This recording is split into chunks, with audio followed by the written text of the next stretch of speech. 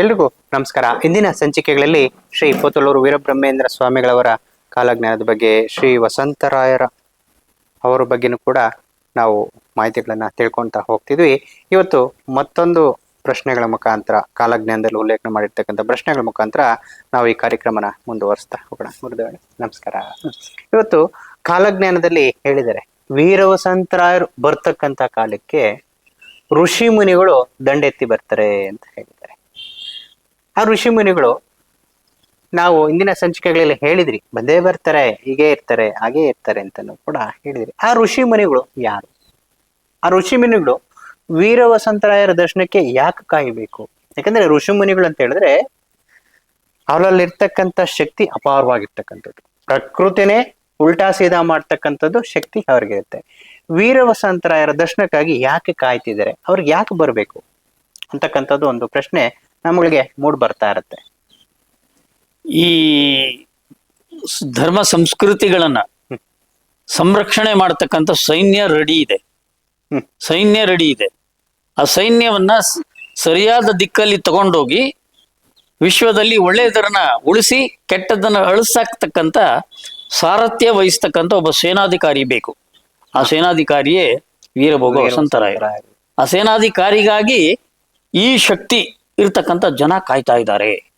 ಇದಕ್ಕೆ ನಿದರ್ಶನ 144 ವರ್ಷಗಳಿಗೆ ಒಮ್ಮೆ ನಡೀತಕ್ಕಂಥ ಮಹಾ ಕುಂಭಾಭಿಷೇಕ, ಕುಂಭಮೇಳ.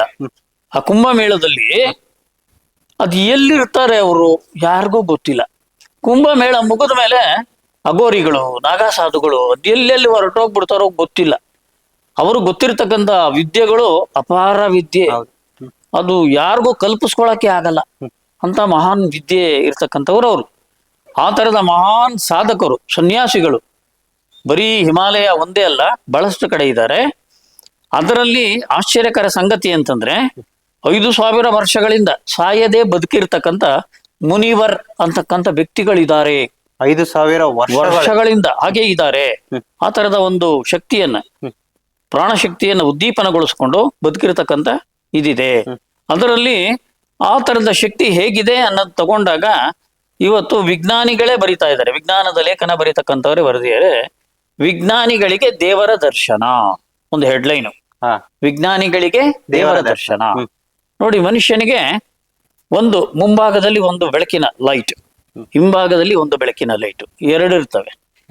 ಕೆಲವರಿಗೆ ಒಂದು ಲೈಟ್ ಮಾತ್ರ ವರ್ಕ್ ಮಾಡ್ತಿರ್ತದೆ, ಕೆಲವರಿಗೆ ಎರಡೂ ಕಡೆ ಮಾಡ್ತಿರ್ತದೆ. ಯಾರಿಗೆ ಧ್ಯಾನ ಯೋಗ ಸಾಧಕರು ಅಂತವ್ರಿಗೆ ಇದು ಬರ್ತದೆ. ಅದಕ್ಕೋಸ್ಕರ ಒಬ್ಬ ವಿಜ್ಞಾನ ಬರಹಗಾರನೇ ಬರೆದಿದ್ದದು ವಿಜ್ಞಾನಿಗಳಿಗೆ ದೇವರ ದರ್ಶನ ಅಂತ. ಅಂದ್ರೆ ಸಾಧಕರಿಗೆ ಅದು ಮಾತ್ರ ಅರಿವಿಗೆ ಬರ್ತಕ್ಕಂಥದ್ದು. ಮನುಷ್ಯನ ದೇಹದಲ್ಲಿ ರಸೋತ್ಪತ್ತಿಗಳು ಉಂಟಾಗತ್ತೆ. ಅವರು ಚಕ್ರಗಳನ್ನ ಉದ್ದೀಪನ ಮಾಡ್ಕೋತಾರೆ. ಚಕ್ರಗಳನ್ನ ಉದ್ದೀಪನ ಮಾಡ್ಕೊಂಡು ಸಹಸ್ರಾರಕ್ಕೆ ತಲುಪಿ, ಸಹಸ್ರಾರದಲ್ಲಿ ತಲುಪದ ಮೇಲೆ ಇದರಲ್ಲಿ ಒಂದು ಸ್ಥಿತಿಯಲ್ಲಿ, ಅವರ ಒಂದು ಸಮಾಧಿ ಸ್ಥಿತಿಯಲ್ಲಿ ಬಂದಾಗ ಅಲ್ಲೇನೋ ರಸೋತ್ಪತ್ತಿ ಉಂಟಾಗತ್ತಂತೆ. ಆ ಉಂಟಾಗ್ತಕ್ಕಂಥ ರಸೋತ್ಪತ್ತಿಯನ್ನ ಹಾಗೇನೆ ಆ ಧ್ಯಾನದಲ್ಲಿ ಅದನ್ನ ಜಸ್ಟ್ ಸಬೀತಾರದು, ನುಂಗ್ತಾರೆ. ಆ ರಸೋತ್ಪತ್ತಿಯಿಂದ ಉಂಟಾದಂತ ಆ ರಸದ ಪರಿಣಾಮದಿಂದ ಅವರ ಆಯುಷ್ಯು ವೃದ್ಧಿ ಆಗ್ತಾ ಹೋಗುತ್ತಂತೆ. ಅವರಿಗೆ ಸಾವಿಲ್ಲ. ಆ ಸಾವಿಲ್ಲದ ಆ ತರದ ಮುನಿವರಗಳು ಅಲ್ಲಿದ್ದಾರೆ. ಅದರಲ್ಲಿ ಒಬ್ಬ ಬಾಬಾ ಹೆಸರು ಹೇಳ್ತಾರೆ. ಸಾಮಾನ್ಯವಾಗಿ ಕಣ್ಣು ಮುಚ್ಕೊಂಡು ಈ ತರ ಮಾಡ್ಕೊಂಡು ನಿಂತಿರ್ತಕ್ಕಂಥ ಬಾಬಾ ಬಗ್ಗೆ ರಜನಿಕಾಂತ್ ಫಿಲ್ಮ್ ಆಕ್ಟ್ರು ಅವರೆಲ್ಲ ಹೋಗಿ ಅವ್ರನ್ನ ದರ್ಶನ ಮಾಡ್ಕೊಂಡು ಬಂದಿದ್ದಾರೆ ಅಂತ ಹೇಳ್ತಾರೆ. ಅವ್ರ ಫೋಟೋಗಳೆಲ್ಲ ಇದೆ. ಅವ್ರ ಹೆಸರೇನೋ ಹೇಳ್ತಾರೆ, ಮರೆತು ಹೋಗಿದ್ದೀನಿ. ಮಹಾ ಅವತಾರ್ ಬಾಬಾ. ಆ ತರದಂತವ್ರು ಬಹಳಷ್ಟು ಜನ ಇದ್ದಾರೆ, ಸಾಧಕರಿದ್ದಾರೆ. ಆ ಸಾಧಕರೆಲ್ಲರೂ ಕೂಡ ಒಬ್ಬರ ನೇತೃತ್ವ ಅವ್ರಿಗೆ ಬೇಕಾಗಿದೆ. ಆ ನೇತೃತ್ವ ಇಡೀ ಜಗತ್ತಿನ ಉಳಿವಿನ ಪ್ರಶ್ನೆಗೆ, ಇದು ಇಡೀ ಮಾನವ ಸಂಕುಲ, ಮಾನವ ಜಾತಿಗೆ ಬೇಕಾಗಿರ್ತಕ್ಕಂಥ ಉಳಿವಿನ ಈ ಪ್ರಶ್ನೆಯಲ್ಲಿ ಮಹಾ ಅವತಾರ್ ಬಾಬಾ ಆ ತರದಂತವ್ರು ಬಹಳಷ್ಟು ಜನ ಇದ್ದಾರೆ, ಸಾಧಕರಿದ್ದಾರೆ. ಆ ಸಾಧಕರೆಲ್ಲರೂ ಕೂಡ ಒಬ್ಬರ ನೇತೃತ್ವ ಅವ್ರಿಗೆ ಬೇಕಾಗಿದೆ. ಆ ನೇತೃತ್ವ ಇಡೀ ಜಗತ್ತಿನ ಉಳಿವಿನ ಪ್ರಶ್ನೆಗೆ, ಇದು ಇಡೀ ಮಾನವ ಸಂಕುಲ, ಮಾನವ ಜಾತಿಗೆ ಬೇಕಾಗಿರ್ತಕ್ಕಂಥ ಉಳಿವಿನ ಈ ಪ್ರಶ್ನೆಯಲ್ಲಿ ಇಡೀ ಎಲ್ಲಾ ಕಡೆ ಒಳ್ಳೇದನ್ನ ಉಳಿಸ್ಕೊಂಡ್ಬರ್ಬೇಕಾದ್ರೆ ಅದಕ್ಕೆ ಒಂದು ಸಾರಥ್ಯ ಬೇಕಲ್ಲ. ಆ ಸಾರಥ್ಯವನ್ನ ಈಗ ಇವರು ವಹಿಸ್ತಕ್ಕಂಥದ್ದು. ಇದನ್ನ ಎಲ್ಲರೂ ಒಪ್ಕೋತಾರೆ, ಎಲ್ಲ ಧರ್ಮಗಳು ಒಪ್ಕೋತಾರೆ. ಅದ್ರ ಬಗ್ಗೆನೆ ನಾನು ಬೆಳಗ್ಗೆ ಪುಸ್ತಕಗಳು ಇವೆಲ್ಲ ತಂದಿದ್ದು. ಇದರಲ್ಲಿ ಇಸ್ಲಾಂ ಧರ್ಮದಲ್ಲಿ ಅಲ್ಲಾಹ್ ಕಾರಿ ಮೊಹಮ್ಮದ್ ಶೌಕತ್ ಅಲಿ ಅಂತಕ್ಕಂಥವ್ರು ಬರೆದ್ರು ಪ್ರಳಯ ಸನ್ನಿಹಿತ. ಹ್ಮ್ ಪ್ರಳಯ ಸನ್ನಿಹಿತ ಅಂತ ಇವರು ಬರೆದ್ರು. ಅದನ್ನ ಕಿಯಾಮತ್ ಅಂತ ಉರ್ದುನಲ್ಲಿ ಹೇಳ್ತಾರೆ. ಅಮರ ನಾರಾಯಣ ವೇದಾಂತ ಸಾರಾವಳಿ ಕೀರ್ತನೆಗಳು ಕೈವಾರ ತಾತಯ್ಯನವರು ಬರೆದ್ರು. ಇದರಲ್ಲಿ ಬರೀ ಇವರಲ್ಲಿ ಬಂದೇ ಅಲ್ಲ, ನನ್ನ ಅರಿವಿನ ಪ್ರವಾದಿ ಮುಸ್ಲಿಮರು ಬರೆದಿರ್ತಕ್ಕಂಥದ್ದು. ಎಲ್ಲರಲ್ಲೂ ಈ ನಂಬಿಕೆ ಇದೆ. ಅದರಲ್ಲೂ ಜಾಗರೂಕತೆ, ಇದು ಕ್ರಿಶ್ಚಿಯನ್ರು ಬರೆದಂತ ಮುಂದಿನ ದುರಂತಗಳ ಇದು. ಪರಲೋಕದ ಚಿತ್ರಣ ಕುರಾನ್ನಲ್ಲಿ, ಪರಲೋಕದ ಚಿತ್ರಣ ಕುರಾನ್ನಲ್ಲಿ ಅಂದ್ರೆ ಬೇರೆ ಲೋಕಗಳ ಕಲ್ಪನೆ ಎಲ್ಲ ಮತಗಳಲ್ಲೂ ಇದೆ ಅನ್ನೋದಕ್ಕೆ ಈ ಪುಸ್ತಕಗಳೇ ಸಾಕ್ಷಿ. ಕಾಲಜ್ಞಾನದ ಇದರ ಬಗ್ಗೆ ಬ್ರಹ್ಮೇಂದ್ರ ಸ್ವಾಮಿಗಳ ಕಾಲಜ್ಞಾನದ ಬಗ್ಗೆ ಅಧ್ಯಯನ ಮಾಡೋದ ಶುರು ಮಾಡಿದ ಮೇಲೆ ಬೇರೆ ಬೇರೆ ಕಾಲಜ್ಞಾನಿಗಳು ಏನ್ ಹೇಳ್ತಾರೆ ಅನ್ನೋದನ್ನು ಆಳವಾಗಿ ಒಳಹೊಕ್ಕು ನೋಡಿದ್ದಕ್ಕಾಗೇನೆ ಬಾವಿಯಲ್ಲಿದ್ದ ನಾನು ನದಿ ನೋಡಿದೆ, ಸಾಗರ ನೋಡಿದೆ, ಸರೋವರ ನೋಡಿದೆ. ಸೊ ನಮಗೆ ಅತೀತವಾದ ಏನೋ ಶಕ್ತಿಗಳಿದೆ ಅನ್ನೋ ಅರಿವಿಗೆ ಬಂದಾಗ ಎಲ್ಲಾ ಶಕ್ತಿಗಳ ಒಟ್ಟು ಸಾರಾಂಶ ಏನು ಅಂತ ತಗೊಂಡ್ರೆ ಡಿಫರೆನ್ಸ್ ಇಲ್ಲ, ಎಲ್ಲ ಒಂದೇ ಬರುತ್ತೆ.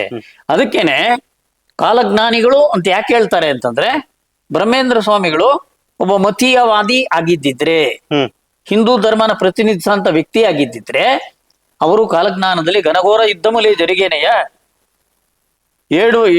ಏಳುವಾರು ದಿಕ್ಕುಲೇಖ ಸಚ್ಚೇರೆಯ ಅಂತ ಅನ್ನೋದು ಬರಿತಿರ್ಲಿಲ್ಲ ಅವರು. ಅಂದ್ರೆ ಇದರಲ್ಲಿ ಇಂಥವ್ರೇ ಇಂಥ ವರ್ಗನೇ ಸಾಯ್ತಾರೆ, ಇಂಥವ್ರು ಉಳಿತಾರೆ ಅಂತ ಯಾರನ್ನು ಪ್ರತಿನಿಧಿಸಿ ಹೇಳಲಿಲ್ಲ, ಇನ್ ಜನರಲ್ ಆಗಿ ಹೇಳಿದ್ದಾರೆ.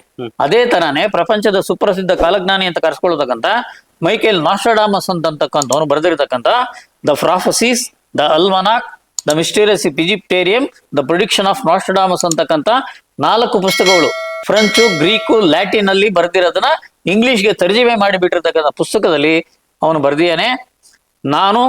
ಆತ ಹುಟ್ಟಿದ್ದು 1502ರಲ್ಲಿ, ಸತ್ತಿದ್ದು 1566ರಲ್ಲಿ. 1566ರಲ್ಲಿ ಆತ ಸಾಯುವಾಗೆ 1566ರಲ್ಲಿ ನಾನು ಸಾಯ್ತೀನಿ, ನಾನು ಸತ್ತ 134 ವರ್ಷಗಳು ಕಳೆದ ನಂತರ ನನ್ನ ಸಮಾಧಿ ಎಲ್ಲಿ ಮಾಡಿರ್ತಾರೋ ನನ್ನ ಸಮಾಧಿ ಅಲ್ಲಿರಲ್ಲ, ಅದು ಬೇರೆ ಕಡೆಗೆ ಶಿಫ್ಟ್ ಆಗುತ್ತೆ ಅಂತ ಬರ್ದಿಟ್ಬಿಟ್ಟವನೆ. ಏನಿದು ಹಿಂಗ್ ಬರ್ದಿಕ್ಕವನೆ ಅಂತ ಹೇಳ್ಕೊಂಡು ಜನಕ್ಕೆ ಗೊತ್ತಿಲ್ಲ. ಅಷ್ಟೊತ್ತಿಗೆ ಅವನು ಹೇಳಿದ ಭವಿಷ್ಯವಾಣಿಗಳೆಲ್ಲ ಕರಾರವಕ್ಕಾಗಿ ನಿಜ ಆಗ್ತಿದ್ವಲ್ಲ. ಅಯ್ಯೋ ತೇರಿಕ, ಇಂಥ ಕರಾರವಕ್ಕಾಗಿಗಳ ಮನುಷ್ಯನ ಸಮಾಧಿ ತಗೊಂಡೋಗಿ ಇಲ್ಲೆಲ್ಲೋ ಒಂದ್ ಕಡೆ ಮೂಲೆಗೆ ಮಾಡಿದೀವಲ್ಲಪ್ಪ, ಈ ಸಮಾಧಿ ಅಲ್ಲಿರೋದು ಲಾಯಕ್ಕಲ್ಲ, ಇಲ್ಲಿರ್ಬೇಕು ಅಂತ ಹೇಳಿ ತಗೊಂಡ್ಬಂದು ದೇವಾಲಯದ ಆವರಣದಲ್ಲಿ ಸಮಾಧಿನ ಶಿಫ್ಟ್ ಮಾಡಕ್ಕೆ ಅವತ್ತೇ ಆಗದವ್ರೆ. ಅವತ್ತು 1566ರಲ್ಲಿ ಉಣಿದ ಶವದ ಪೆಟ್ಟಿಗೆನ ಹೊಡೆದಿದ್ದಾರೆ. ಒಳಗಡೆ ಸ್ಕೆಲಿಟನ್ ಇದೆ, ಮೂಳೆಗಳಿದೆ, ಅಸ್ಥಿಪಂಜರ. ಆ ಅಸ್ಥಿಪಂಜರದ ಮೇಲೆ ಒಂದು ಲಾಕೆಟ್ ಇದೆ, ಚೈನು. ಆ ಲಾಕೆಟ್ ಹಿಂಗ್ ಓಪನ್ ಮಾಡಿದ್ರೆ ಒಳಗಡೆ ಸಂಖ್ಯೆ ಇತ್ತು. ಏನದು ಸಂಖ್ಯೆ ಅಂದ್ರೆ 1700 ಅಂತ ಬರ್ದೈತೆ.